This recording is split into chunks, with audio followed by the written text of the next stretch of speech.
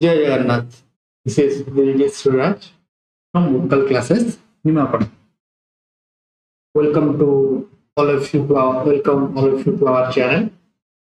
Okay, तो इस class में ये जो क्लास है वो चैप्टर 2 का सेकेंड लेक्चर है. ठीक है, तो जो भी सब हम क्लास 1 में पढ़ चुके हैं वो उसको थोड़ा नजर करेंगे. उसको देखने के बाद, रिवाइज करने के बाद हम आज की क्लास की ओर बढ़ेंगे. ठीक है, तो मेन बात ये है कि आप सब लोग जो भी क्लास में पढ़ाया जाता है उससे अच्छे तरह से आप सबको रिवीजन करना होगा. ठीक है, तभी जाके कुछ बात बनेगी.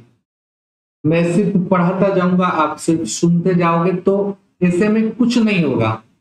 ठीक है, तो हमें क्या करना पड़ेगा, हमें रिवीजन करना पड़ेगा, हमें प्रॉपर नोट बनाना पड़ेगा. ठीक है, ये जो एनसीईआरटी का जो बायोलॉजी का क्लास अभी हमारे चैनल पर चल रहा है, जो भी सारे बच्चे इस क्लास को कर रहे हैं उन सबको कुछ रूल्स एंड रेगुलेशन फॉलो करना है, तभी जाके वो बायोलॉजी में अच्छा कर पाएंगे.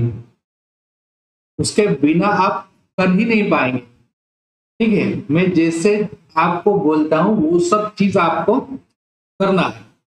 पहला चीज, जो भी क्लास में हमारा रिवीजन होगा उससे आप सबको, जो भी क्लास हमारा होगा उससे आप सबको नोट बनाना है. ठीक है, या फिर आप क्लास के समय नोट बना सकते हैं या तो फिर आप क्लास के बाद भी नोट बना सकते हैं. ठीक है,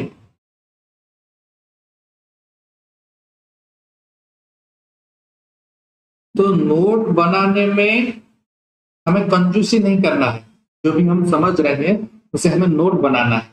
या तो फिर आप सब हमारे टेलीग्राम चैनल का जो लिंक डिस्क्रिप्शन में दिया गया होगा उसे क्लिक करके टेलीग्राम चैनल ज्वाइन कर सकते हैं, जिससे आप सबको इस क्लास के बाद वहां पर इस क्लास का जो भी नोट का पीडीएफ होगा वो मैं शेयर कर दूंगा. ठीक है, तो नोट जरूरी है और जो पढ़ाया जा रहा है उसका रिवीजन जरूरी है. ठीक है, तभी जाके आप बायोलॉजी में, क्लास 11 के बायोलॉजी में अच्छा कर पाओगे. ओके, या फिर आप सबको चीजें समझ में आएंगी. मतलब जो भी चैप्टर्स हम पढ़ रहे हैं उसका बेसिक फंडामेंटल नॉलेज हम सबके अंदर होना चाहिए. बायोलॉजिकल क्लासिफिकेशन हम पढ़ रहे थे. What is biological classification, what is plant kingdom, what is animal kingdom, ये सब कुछ कॉन्सेप्ट है जो हम सबको आना चाहिए. ठीक है, क्योंकि हम क्लास 11 में पढ़ रहे हैं और बायोलॉजी भी पढ़ रहे हैं. ठीक है, तो अभी और देर नहीं करेंगे, हमारा क्लास अभी स्टार्ट कर देंगे. ठीक है, तो जो भी बच्चे इस क्लास को देख रहे हैं सब लोग चैनल को सब्सक्राइब करें, वीडियो को लाइक करें. ओके, ठीक है, जैसे कि मैं आप सबको बोला था कि हम रिवीजन करेंगे क्या क्या हमारे प्रीवियस क्लास में पढ़ाया गया था. तो जैसे हम लोगों ने पढ़ा था बायोलॉजिकल क्लासिफिकेशन, जो हमारा चैप्टर का नाम था क्या था, बायोलॉजिकल क्लासिफिकेशन. ओके, तो बायोलॉजिकल क्लासिफिकेशन में हम लोगों ने इंट्रो पढ़ा था. ओके, बायोलॉजिकल क्लासिफिकेशन में हम लोगों ने इंट्रोडक्शन में पढ़ा था Aristotle, the earliest to attempt a more scientific basis of classification. Okay, फिर हम लोगों ने क्या पढ़ा था, टू किंगडम सिस्टम पढ़ा था. फिर क्लासिफिकेशन ऑफ ऑर्गेनिजम्स पढ़ा था. फिर 5 किंगडम क्लासिफिकेशन के बारे में पढ़ा था.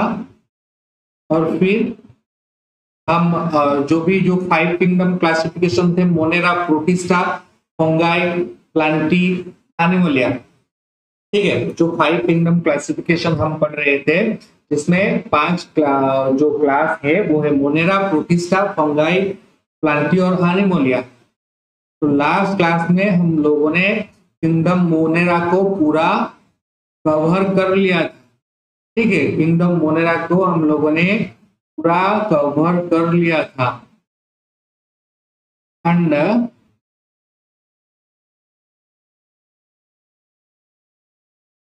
आज के क्लास में हम लोग लेक्चर 2 में हम लोग क्या पढ़ेंगे, हम लोग आज के क्लास में किंगडम प्रोटिस्टा को कवर करने का कोशिश करेंगे।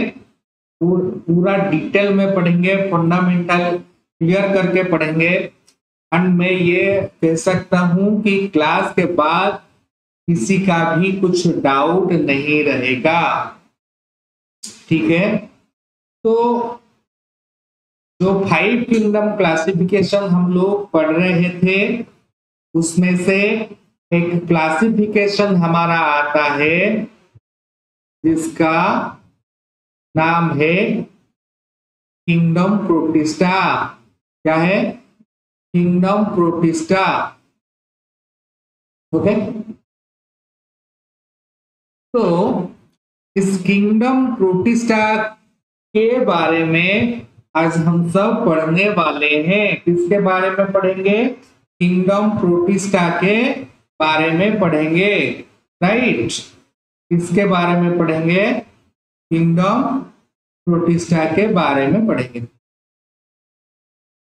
तो यहां पर हमें किंगडम प्रोटिस्टा में क्या पढ़ना होगा? All single cell eukaryotes are placed under protista. तो जितने भी सारे सिंगल सेल यूकैरियोट्स हैं, जितने भी सारे सिंगल सेल यूकैरियोट्स हैं, आर प्लेस्ड अंडर प्रोटिस्टा। वो सब किसके अंदर आते हैं? वो सब प्रोटिस्टा के अंदर आते हैं, किंगडम प्रोटिस्टा के अंदर आते हैं। All single cell eukaryotes, okay, that is clear. Then members of protista are primarily aquatic. जो प्रोटिस्टा के जो मेंबर्स होंगे दे आर aquatic होंगे। वो क्या होंगे? वो aquatic होंगे। aquatic का मतलब वो वाटर में रहेंगे, okay. So being eukaryotes, the protistian cell body contains a well-defined nucleus. Being eukaryotes होने के मुताबिक उनका जो प्रोटिस्टियंस का जो बॉडी होगा, that contains well-defined nucleus, उनके अंदर well-defined nucleus होगा, okay. And other membrane bound organelles, और जो भी सारे मेम्ब्रेन बाउंड ऑर्गेनेल्स हैं वो सब होंगे। सम हैव फ्लैजेला और सिलिया। कुछ के अंदर हमें फ्लैजेला और सिलिया भी देखने को मिलेंगे। क्या देखने को मिलेंगे? फ्लैजेला देखने को मिलेंगे और सिलिया भी देखने को मिलेंगे। Some have flagella and some have cilia. Is it clear? Okay. So यहाँ पर कुछ चीजें मैं आप लोगों को बता देता हूं। यूकैरियोट्स हम किसे कहते हैं? जिनके अंदर जिन ऑर्गेनिज्म के सेल के अंदर हमें न्यूक्लियस मिलता है, उसे हम कहते हैं यूकैरियोट्स। यहाँ पर मैंने वर्ड्स को भी यहाँ पर आप लोगों के लिए नोट डाउन कर रखा है, ठीक है। देन अगर फ्लैजेला का बात करें, flagella is a hair like structure involve in locomotion of cell. Cell का जो लोकोमोशन होता है, सेल का जो मूवमेंट होता है, उसमें फ्लैजेला हेल्प करता है। So flagella is a hair like structure involve in locomotion of cell. Is it clear? Clear है आप सबको चीजें? फिर प्रोटिस्टा, प्रोटिस्ट रिप्रोड्यूस आसेक्सुअली। जो प्रोटिस्टा होंगे वो कैसे रिप्रोड्यूस करेंगे? वो आसेक्सुअली रिप्रोड्यूस करेंगे एंड सेक्सुअली भी रिप्रोड्यूस करेंगे by process involving cell fusion and zygote formation. Okay, जो प्रोटिस्टा होंगे वो रिप्रोड्यूस सेक्सुअली भी करेंगे और वो आसेक्सुअली भी रिप्रोड्यूस करेंगे। तो अगर हमें क्वेश्चन आता है कि जो प्रोटिस्टा होंगे वो कैसे रिप्रोड्यूस करेंगे, तो हम ये कह सकते हैं कि जो प्रोटिस्टा होंगे they can reproduce by sexual mode of reproduction or by asexual mode of reproduction involving cell fusion and zygote formation. So what is cell formation? यहाँ पर सेल फॉर्मेशन का मतलब क्या आता है बच्चों? Sorry, cell fusion. Cell fusion का मतलब यह होता है it is a biological process where two or more cell combine to form a single cell with DNA from each parents, with DNA from each parents. तो बच्चों cell fusion का मतलब क्या हुआ? Cell fusion is a biological process where two or more cell, यहाँ पर दो और उससे ज्यादा सेल क्या करेंगे? कंबाइन होकर क्या फॉर्म करेंगे? Form a single cell with a DNA from each parent. एक सिंगल सेल फॉर्म करेंगे, टू सेल कंबाइन होके, जिसके अंदर बोथ सेल का डीएनए प्रेजेंट होगा। Okay, example of Protista are chrysophytes, dinoflagellates, euglenoids, slime mould and protozoans. So आप सबको examples याद रखने हैं। What are the examples of Protista? So chrysophytes, dinoflagellates, euglenoids, slime moulds and protozoans. These are the examples of protista. Okay, then यहां पर कुछ images दिए गए हैं। तो अभी हम क्रीजोफाइट्स के बारे में पढ़ेंगे। किसके बारे में पढ़ेंगे? जो क्रीजोफाइट्स के बारे में पढ़ेंगे। तो जो ये क्रीजोफाइट्स जो हम देख रहे थे यहाँ पर एग्जाम्पल्स ऑफ प्रोटिस्टा, इन सारे एग्जाम्पल्स को हम डिटेल में पढ़ेंगे। First example of Protista that is chrysophytes. So what are chrysophytes, उसके बारे में जानेंगे। What are dinoflagellates, what are euglenoids, what are slime moulds and what are प्रोटोजोआस।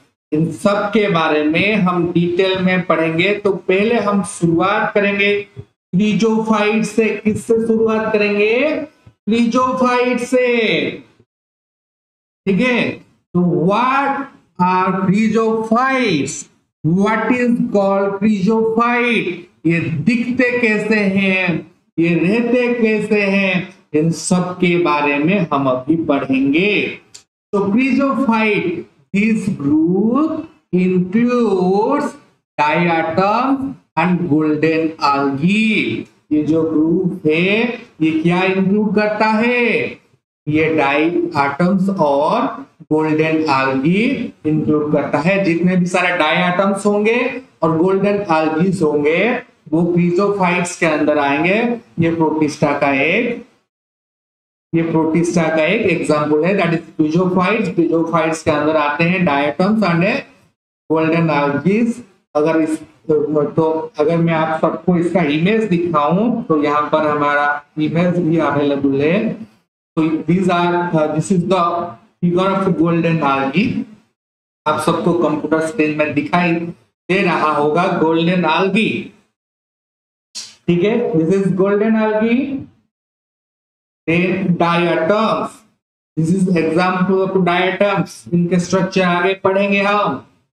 डायटोमिशियस अर्थ, ये जो डायटम्स को यूज करके हम डायटोमिशियस अर्थ बनाते हैं, इसके बारे में भी हम पढ़ेंगे बच्चों. यहाँ पर they are found in fresh water. अगर हम बात करें यहाँ ये कहाँ हमें देखने को मिलते हैं, ये हमें फ्रेश वाटर में देखने को मिलते हैं. as well as in marine environment, और मेराइन एनवायरमेंट में भी आप लोगों को ये देखने मिल जाएंगे. They are microscopic and floats passively in water currents. ठीक है, दे आर माइक्रोस्कोपिक, ये माइक्रोस्कोप के अंदर दिखाई देते हैं, नेकेड आईज में हमें नहीं दिखाई देंगे. फिजोफाइट्स अगर बात करें तो ये फ्लोट्स ऑन वाटर करेंट्स में ये फ्लो करते हैं. Most of them are photosynthetic. अगर बात करें तो ये फोटोसिंथेटिक है, ज्यादातर ये फोटोसिंथेटिक होते हैं.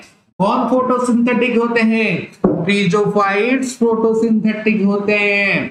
In diatoms the cell wall form two thin overlapping cell. In diatoms, अगर डायटम्स की बात करें तो सेल वॉल्स, इनका जो सेल वॉल होता है, okay, form two thin overlapping cell which fit together as in a soap box. क्या होता है? ये सोप बॉक्स के तरह फीट होते हैं. जैसे मैं अगर बात करूं, एक जो हमारा क्यास आता है किसका, जो लक्स सुपीरिया, ये जो सारे आप सब यूज करते हैं, ठीक है, जो इसे हम जो कहते हैं, तो ये एक केस की तरह होता है. ठीक है, यहाँ पर एक और उसके ऊपर एक, जैसे फिट रहता है.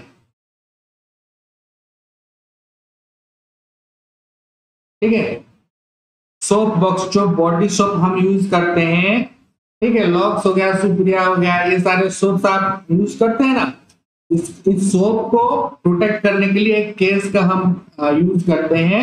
ये भी उस तरह दिखते हैं, केस की तरह. एक नीचे होता है और एक उसके ऊपर दोनों सेल पाए जाते हैं. सो व्हिच फीट टुगेदर, जो कि दोनों फीट होते हैं. Okay, the walls are embedded with silica and walls are indestructible. So अगर बात करें the walls are embedded with silica, तो जो इसके walls होंगे वो सिलिका से embedded होंगे. and the walls are indestructible, उसके wall को हम तोड़ नहीं पाएंगे. Diatoms have left behind large amount of cell walls. अगर बात करें तो ये diatoms have left behind large amount of cell walls in their habitat. ये जहां पर रहते हैं, ये क्या करते हैं, बहुत सारे सेल वॉल वहां पर छोड़ के जाते हैं उस हैबिटेट में. This accumulation over billions of years is referred to as diatomaceous earth. क्या होता है, ये जो डायटम्स रहते हैं जहां पर, वो जाने के बाद क्या करते हैं, अपना हैबिटेट पर ये large amount of cell wall छोड़कर जाते हैं. Large amount of cell wall क्या करते हैं, छोड़कर जाते हैं. जैसे ये एक डायटम्स का सेल वॉल है, ठीक है, ये एक है, तो ऐसे ऐसे करके जो डायटम सेल वॉल होंगे वो डायटोमिशियस अर्थ बनाएंगे. ओके, सो अगर बात करें तो ये डायटोमिशियस अर्थ क्या है और ये किस लिए यूज होता है. डायटोमिशियस अर्थ की अगर बात करें, बीइंग ग्रिटी, ये ग्रिटी होने के कारण दिस सॉइल इज यूज्ड, उसको हम सॉइल में कन्वर्ट करते हैं, मतलब उसको पीस कर हम सॉइल बनाते हैं. This soil is used in polishing, filtration of oils, oil filtration के लिए, पॉलिशिंग के लिए, एंड स्प्रेज में हम डायटोमिशियस आर्ट को यूज करते हैं। यहाँ पर डायटोमिशियस आर्ट का पाउडर आप सब देख रहे हैं। ओके, तो इसके सैंडी नेचर के वजह से ये पॉलिशिंग में यूज किया जाता है। उसके बाद क्रिजोफाइट्स के बाद हम पढ़ेंगे dinoflagellates. It is another type of Protista, that is dinoflagellates. तो बच्चों, आई होप आप सबका क्रिजोफाइट क्लियर हो गया होगा, कोई भी डाउट नहीं होगा। Am I right or not? Please confirm me through comment box. अगर क्लास अच्छा लग रहा है तो वीडियो को जरूर लाइक करें। उसके बाद हम पढ़ेंगे डिनोफ्लाजेलेट्स। बच्चों, डिनोफ्लाजेलेट्स क्या होते हैं इसके बारे में भी हम जानेंगे। आप सबको जानने के लिए बहुत क्यूरियोसिटी होगी कि सर ने तो बताया था कि डिनोफ्लाजेलेट्स भी एक टाइप है प्रोटिस्टा का, तो सर ने बता दिया हमें क्रिजोफाइट्स के बारे में। अभी डिनोफ्लाजेलेट्स, तो what are dinoflagellate, what is called dinoflagellate, तो उसके बारे में अभी हम डिस्कस करेंगे। सो बच्चों, these organisms are mostly marine and photosynthetic. ये मेराइन में रहते हैं, ये वाटर में रहते हैं एंड फोटोसिंथेटिक होते हैं। ओके, ये क्या करते हैं, फोटोसिंथेटिक के थ्रू अपना फूड प्रिपेयर करते हैं। They appear yellow, green, brown, blue और red depending on the main pigments present in the cell. इसके सेल के अंदर जिसका पिगमेंट प्रेजेंट होगा ये उसी के अकॉर्डिंग दिखेंगे। अगर येलो पिगमेंट होगा तो येलो दिखेंगे, ग्रीन होगा तो ग्रीन, ब्राउन होगा तो ब्राउन, ब्लू होगा तो ब्लू, रेड होगा तो रेड। ठीक है। The cell wall has stiff cellulose plates on the outer surface। अगर इसके आउटर सरफेस की बात करें तो इसके आउटर सरफेस में जो सेल वॉल पाया जाता है वो cell wall stiff cellulose plate से बना होता है। ठीक है। Most of them have two flagella. अगर बात करें बॉडी स्ट्रक्चर की तो डिनोफ्लाजेलेट्स में टू फ्लैजेला दिखाई देते हैं। ठीक है, दो फ्लैजेला दिखाई देते हैं। हेयर लाइक स्ट्रक्चर, आउटग्रोथ निकले होंगे। यहाँ पर जो ऐसे हेयर लाइक प्रोजेक्शन आप लोग देख रहे हैं ना, दैट इज फ्लैजेला। और यहाँ पर एक इसके सराउंडिंग में है, यहाँ पर एक राउंड बना हुआ है, दैट इज ऑल्सो फ्लैजेला। ये जो लाइन गया है, ठीक है, यहाँ पर क्लियर नहीं, इस इमेज में आप देख सकते हैं एक हेयर लाइक प्रोजेक्शन यहाँ पर राउंड हुआ है, तो that is flagella. Is it now clear? So most of them have two flagella. Most of them have two flagella. तो इनके अंदर दो फ्लैजेला पाए जाते हैं। One lies longitudinally and other transversally। एक longitudinally होगा और एक transversally होगा। Transversally होगा। Is it clear? So rare dinoflagellates, अगर हम बात करें रेयर डिनोफ्लैजेलेट्स की, तो rare dinoflagellates undergo such rapid multiplication that they make the sea appear red. ठीक है, जो रेयर डिनोफ्लैजेलेट्स हैं अंडरगो सच रैपिड मल्टीप्लिकेशन, ये ऐसे मल्टीप्लिकेशन करते हैं अपना जिसके थ्रू वो पूरा सी रेड ही दिखाई देता है, पूरा सी हमें रेड दिखाई पड़ता है। Toxin released by short large number में even kill other marine animals such as fishes. तो ये जो रेड डिनोफ्लैजेलेट्स हैं इसे स्पेशल यहाँ पर मेंशन किया गया है क्योंकि ये जो मल्टीप्लिकेशन इनका होता है तो ये पूरा सी को रेड कर देते हैं। फिर उनसे जो लार्ज नंबर ऑफ रिलीज होता है, क्या टॉक्सिन जो रिलीज होता है ये अदर ऑर्गेनिजम्स को भी हार्म पहुंचाता है। तो यहाँ पर लिखा गया है toxin released by such large numbers में even kill other marine animals such as. Okay, I hope dinoflagellate is clear. Then come to euglenoids. What is this? Euglenoids. बच्चों ये भी तीसरा टाइप है प्रोटिस्टा का।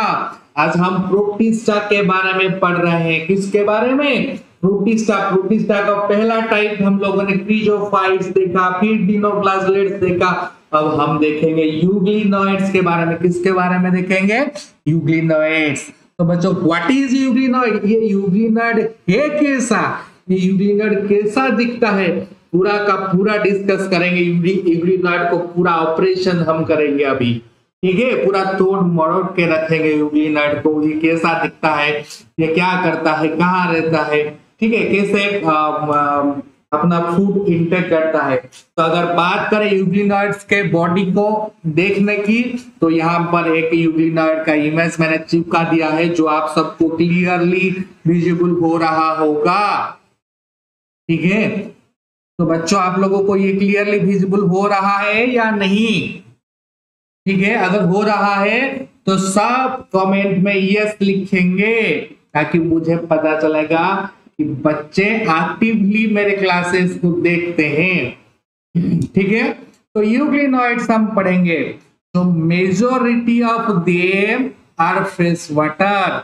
अगर हम बात करें यूग्लिनोइड्स की, तो majority of them are fresh water organisms found in stagnant water. तो बच्चों majority of them are fresh water organisms, ये फ्रेश वाटर ऑर्गेनिजम्स हैं।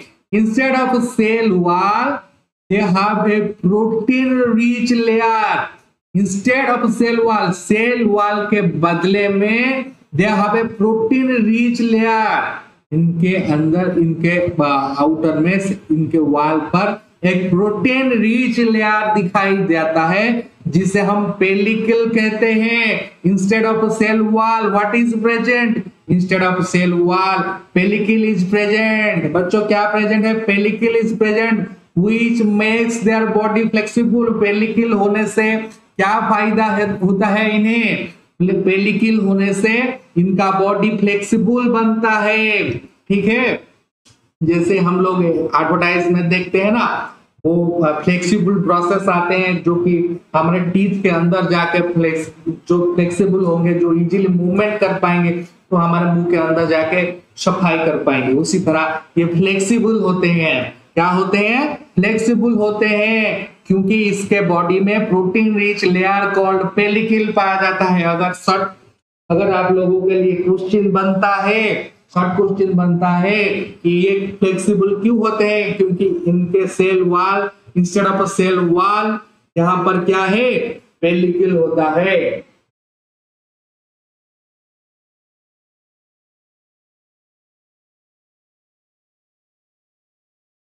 Which makes their body flexible. So they have two flagella, a short and a long one. ठीक है, जैसे हम इसके पहले जो जिसके बारे में, जिस टाइप के बारे में हम पढ़ रहे थे, वहां पर क्या डिनोफ्लाजेलेट्स में 2 फ्लैजेला था, यहाँ पर भी 2 फ्लैजेला से हेयर लाइक्स प्रोजेक्शन आप सबको याद ही होगा, ठीक है? They have 2 flagella, a short and a long one. एक लॉन्ग होता है और दूसरा शॉर्ट होता है। So they are photosynthetic in presence of sunlight. Sunlight के अंदर ये फोटोसिंथेटिक होंगे।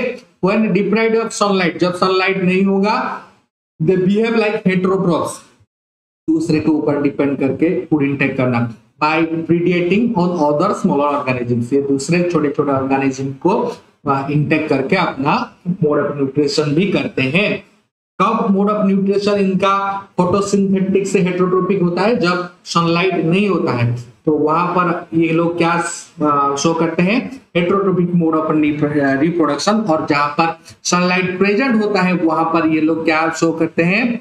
ऑटोट्रोपिक मोड ऑफ न्यूट्रिशन, ठीक है? Photosynthetic mode of nutrition. So interestingly, pigments of euglenoids are identical to those present in higher plants, example euglena. So अगर बात करें तो pigments of euglenoids are identical. ये जो पिगमेंट्स होंगे इसके लिए आइडेंटिकल होंगे, हम आसानी से इसे आइडेंटिफाई कर पाएंगे। तो those present in higher plants, example euglena. Okay, तो ये था कुछ यूग्लिनॉइड्स के बारे में। आई होप यूग्लिनॉइड्स आप सबका क्लियर हो गया होगा। देन हम आगे बढ़ते हैं, स्लाइम मोल्ड्स किसके बारे में पढ़ेंगे? स्लाइम मोल्ड्स के बारे में पढ़ेंगे, ठीक है। तो जैसे कि हम लोगों ने यहाँ पर एग्जांपल बताया था कि हम क्या क्रिजोफाइट्स के बारे में पढ़ेंगे, डिनोफ्लाजेलेट्स के बारे में पढ़ेंगे, यूग्लिनॉइड्स के बारे में पढ़ेंगे। तो ये तीन चीजें हमारा क्लियर हो गया सबका। देन हम पढ़ेंगे स्लाइम मोल्ड्स के बारे में। इसके बारे में स्लाइम मोल्ड्स के बारे में। तो उसके बाद है प्रोटोजोआंस। ओके, उसके बाद क्या है? प्रोटोजोआंस, ठीक है। So what is slime mold? What are slime molds? Slime mold कैसा दिखते हैं? क्या है slime mold? तो slime molds are saprophytic protist। ये saprophytic protist है। The body moves along decaying twigs and leaves engulfing organic materials। Okay, तो ये क्या करते हैं?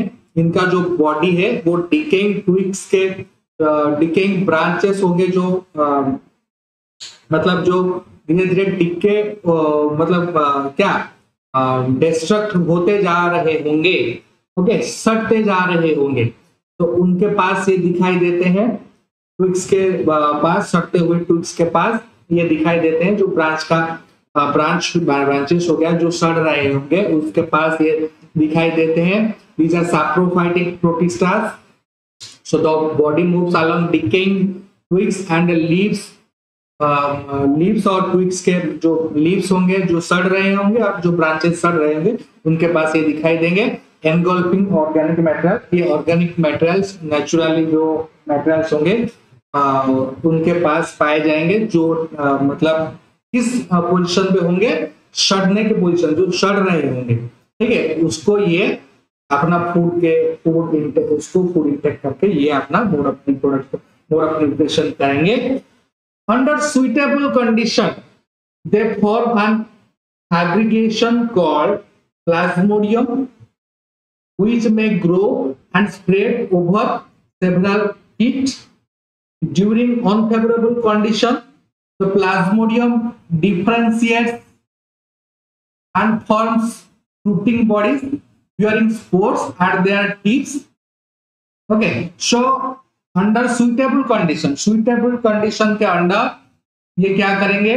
ग्रो करेंगे and spread over several feet, कुछ फीट तक ये स्प्रेड हो जाएंगे। जैसे इस इमेज में आप लोगों को दिख रहा होगा, दीज आर स्लाइम मोल्ड्स, ठीक है। ये स्लाइम मोल्ड स्प्रेड कर रहा है इन फेवरेबल कंडीशन, और जब अनफेवरेबल कंडीशन होगा वहां पर ये सेपरेट हो जाएंगे, ओके। एंड दिस दो प्लाज्मोडियम डिफरेंशिएट, ये जो प्लाज्मोडियम है यहाँ पर ये अलग अलग हो चुका है, and forms fruiting bodies bearing spores eight there tips.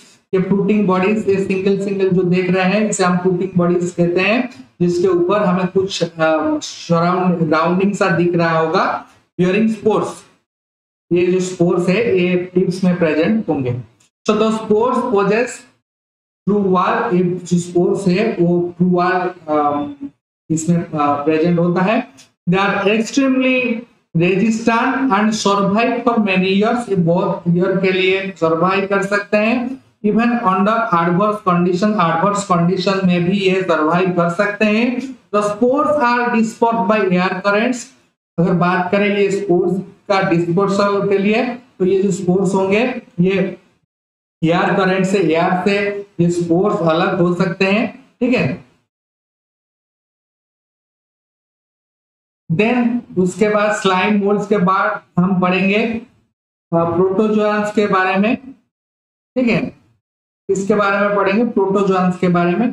तो यहाँ पर प्रोटोजोआंस कई तरह के पाए जाते हैं। तो व्हाट इज, पहले हम प्रोटोजोआंस पढ़ेंगे, फिर प्रोटोजोआंस के टाइप के बारे में पढ़ेंगे। So what is protozoans? All protozoans are heterotrophs and live as predators or parasites. So जितने भी सारे प्रोटोजोआन्स होंगे वो हेटेरोट्रोपिक्स होंगे and live as a predator, वो प्रीडिएटर की तरह लीव करेंगे, और पारासाइट या प्रीडिएटर की तरह जो दूसरे से फूड इंटेक कर अपना मोड ऑफ न्यूट्रिशन पूरा करेंगे. They are believe to be primitive relatives of animals. इन्हें बिलीव किया जाता है कि ये रिलेटिवली एनिमल्स का रिलेटिव होता है. There are 4 major groups of protozoans. हम 4 मेजर ग्रुप ऑफ प्रोटोजोआन्स देखते हैं. तो what are these 4 major group of protozoans? पहला जो प्रोटोजोआन है that is amoeboid protozoans. Then हम देखेंगे एमोबॉइड प्रोटोजोआन्स के बाद फ्लैजेलेटेड प्रोटोजोआन्स, उसके बाद हम देखेंगे सिलिएटेड प्रोटोजोआन्स, उसके बाद हम देखेंगे स्पोरोजोआन्स. ठीक है, तो ये 4 तरह के जो प्रोटोजोआन्स है इनके बारे में हम डिस्कस करेंगे. तो एमोबॉइड प्रोटोजोआन्स को पहले डिस्कस करेंगे. These organisms live in fresh water. ये फ्रेश वाटर में दिखता है, सी वाटर में दिखता है, मॉइस्ट सॉइल में भी ये पाया जाता है.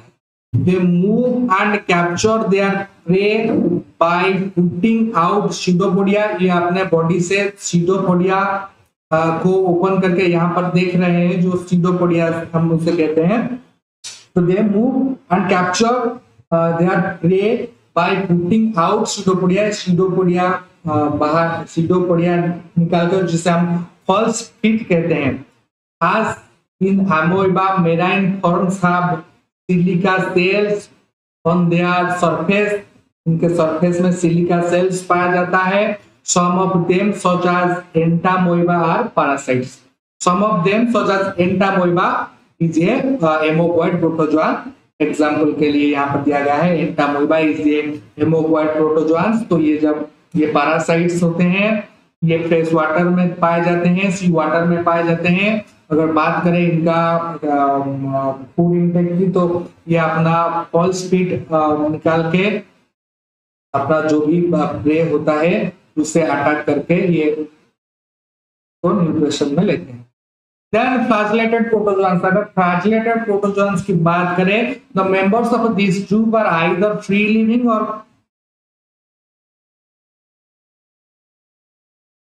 parasitic. ये फ्री लिविंग होते हैं, डिपेंडेंट किसी के ऊपर नहीं करते हैं, और पैरासाइटिक भी होते हैं. यहाँ पर थोड़ा लिखने में गलती हुआ है. Parasitic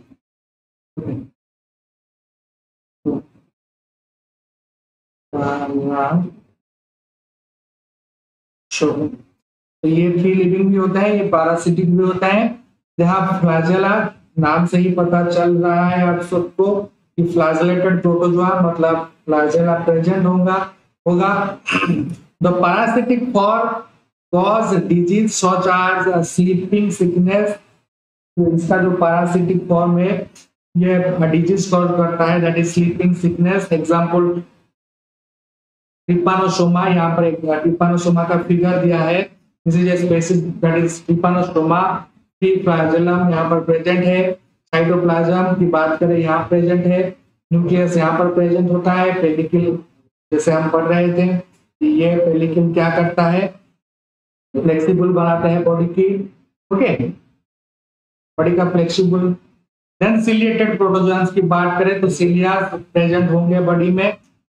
These are aquatic, actively moving organisms because of the presence of thousands of cilia. इनके बॉडी में thousands of cilia होने के कारण these are actively active होंगे. ये बॉडी वाटर में मूव करेंगे. They have cavity. इनके अंदर कैविटी पाया जाएगा that opens to the outside of the cell surface. जो कैविटी क्या होगा, सेल सरफेस को आउटसाइड को भी हमें आइडेंटिफाई हम कर पाएंगे. एक ओपनिंग होगा. Okay, so the coordinated movement of